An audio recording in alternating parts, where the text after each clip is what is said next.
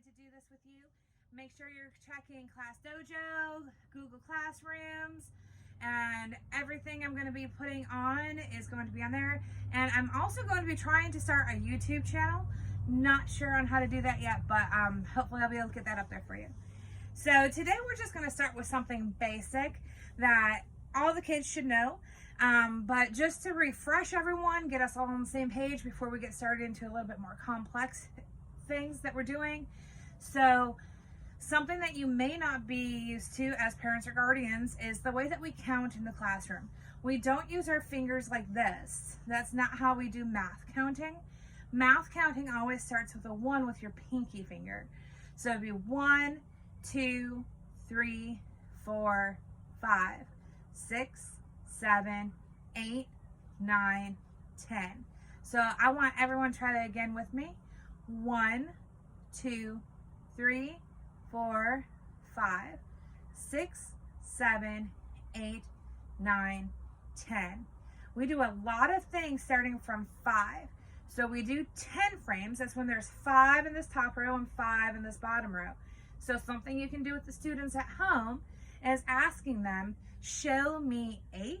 And they have to show you 5 and then 3 more. And they can do it looking like a 10 frame to help remind them what the 10 frame is going to be looking like, because we're going to be doing that a little bit more in further lessons. So just ask them different numbers. Show me 3. Show me 7. Show me 6. And they should always count from 5 on. Then later on, when we go to higher numbers, they're going to be counting 10 on. So that's really going to be a good thing to have in their mind about the 5 and then moving on. So let's count one more time with our hands. 1, 2, 3, 4, 5, 6, 7, 8, 9, 10. And remember, we can make that look like a 10 frame where there's 5 on the top, 5 on the bottom. Now when we move on to counting with things called manipulatives, that can be anything that you have at home. We use these counting blocks a lot in the classroom. So this is what they look like. You can use paper clips, you can use cores, you can use barrettes, you can use anything you have laying around that you have a lot of. So this would just be 1. Add on another 2, another 3, another is 4, and then our last one would make it 5. We call this a 5 tower. We do a lot of stuff in the classroom starting with the 5 tower. Remember, like when I was showing you the hands, we start with 5 and then we add more to it. So same thing with the blocks. You want to start with the 5 tower. It can be either way. This makes it look more like the 10 frame. So there's the 5 tower. So if you already have the 5 tower, the kids shouldn't have to start saying 1, 2, 3, 4, 5. They should already know that this is 5. So if you show it to them and they know it's a 5 tower, they should just say 5. They don't need to start counting 1, 2, 3, 4, 5. When you add more onto it, that comes in really handy because you have 5 and then you're adding 1 more is 6. So they would have to say 1, 2, 3, 4, 5, 6. But counting this way, they can just look at it and say 5, 6, 5, 6. That's why we use different color things. If you have things that are different color, that helps, or even a different shape, that will help them to remember 5 and then counting on. So I have 6. If I'm adding on 1 more, that means I now have 2 black ones. So I have 5, 6, 7. It's okay to count those extra ones individually because they may not be sure how many there are, and they're not quite at the point yet where they can just add 5 and 2 without counting the extras. So that's okay if they're counting the extra colored ones. So then we have 5. I'm adding 1 more to my 2. So 2 and 1 is now 3. So 5, 6, 7, 8. I add 1 more block to that. I had 3, now I added 1 more black one.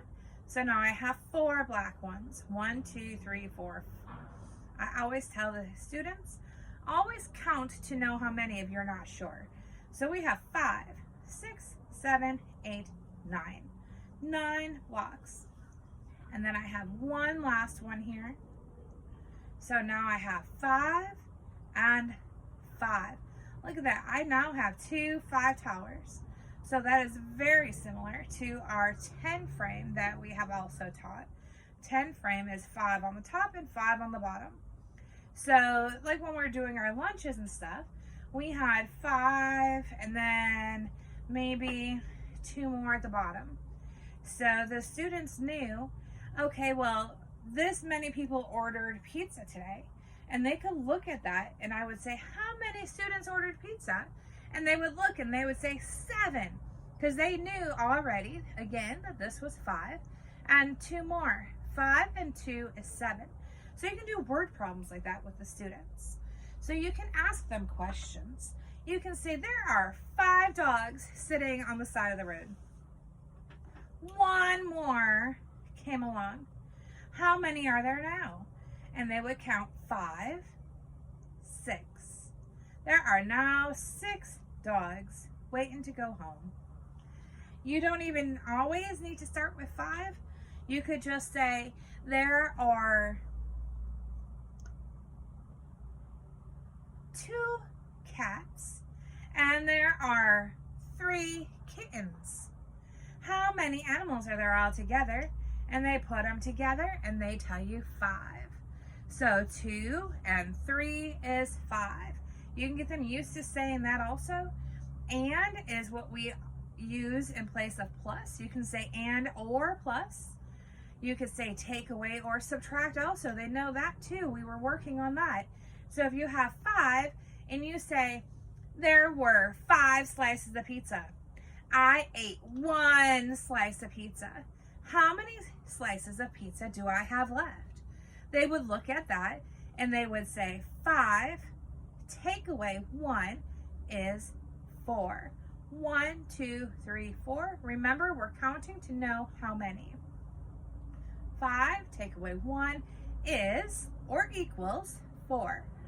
So think about all those different ways that you can say different problems with your students.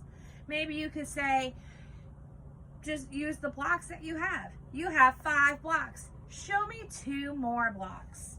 So they look and they add 1, 2 more blocks. 5 and 2. So 5 and 2 is 5, 6, 7. They just did an addition problem. 5 plus 2 is 7. You could use that for subtraction too. Now I have 7 blocks. I only want pink blocks. What can I do next? So I'm going to take away 2. 5 take away 2. 7 take away 2 is 5. So just think about all these different ways that you can use these things at home. You don't have to have blocks. Like I said, you can use barrettes, you can use hair ties, you can use cars, you can use paper clips. You can even use scraps pieces of paper. Try and see if you can find things that are different colors or different shapes to kind of help them be able to know their 5s right away without you reminding them that that is 5. I think they might need that little reminder for a little while. If you think your child's ready to go above this, then you can do the number bonds. There's one up on Google Classroom that you can look at. In case you forgot what it is, but we discussed it at the parent conference. The number bonds are those 3 circles. So if I was having 7, I would have 7 all together at the one that's all by itself with the 2 lines coming out. So I have 7 all together. So my pieces would be 5 and 2. And they know how to do that with their hands. This is the total, and these are the parts. This is the whole, or the total, or all, and these are the parts. So they know that the total is the one that's up at the top with the 2 lines coming off. If you have any questions about how to do these addition and subtraction problems, let me know. I'm always here to help.